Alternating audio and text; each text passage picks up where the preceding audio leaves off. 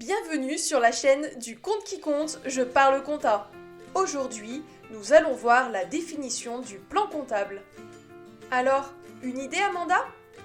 Alors, le plan comptable, disons que même avec un plan, déjà je me perds, j'ai pas le sens de l'orientation. Alors un plan avec des chiffres, m'en parle pas. Merci Amanda. Alors, le plan comptable général, plus sérieusement, voilà les 3 choses que tu dois savoir.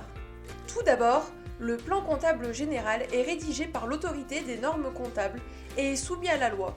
Cela veut dire qu'il a une force obligatoire plus faible que celui de la loi, et si une loi vient contredire un règlement se trouvant dans le plan comptable, celui-ci devra être mis à jour et s'adapter. Deuxième chose, en plus de contenir les règles et les normes pour savoir comment enregistrer en comptabilité, le plan comptable fournit également la classification de tous les comptes. Enfin, on dit que le plan comptable est général car il a pour but d'être appliqué à toutes les entreprises. Cependant, certains secteurs d'activité peuvent avoir un plan comptable spécifique, comme par exemple les associations. Et sans plus tarder, la question qui vous brûle les lèvres: comment fonctionne le plan comptable et comment sont classés les comptes ? Les comptes sont classés dans le plan comptable par classe.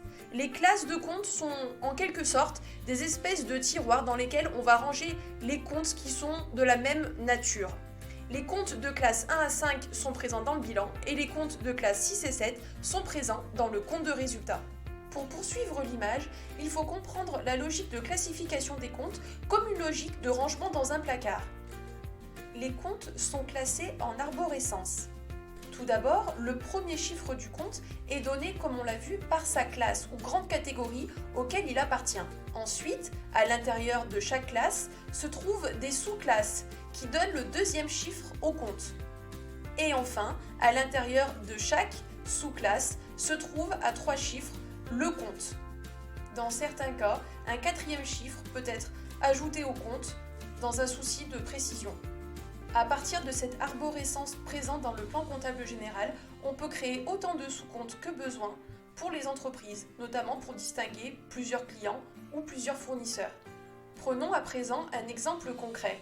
Par exemple, si tu cherches à retrouver dans ton plan comptable le compte fournisseur, il faut d'abord connaître la classe 4, les tiers, ensuite la sous-classe 40 t'indiquera les fournisseurs et tu pourras ainsi retrouver ton compte fournisseur en 401.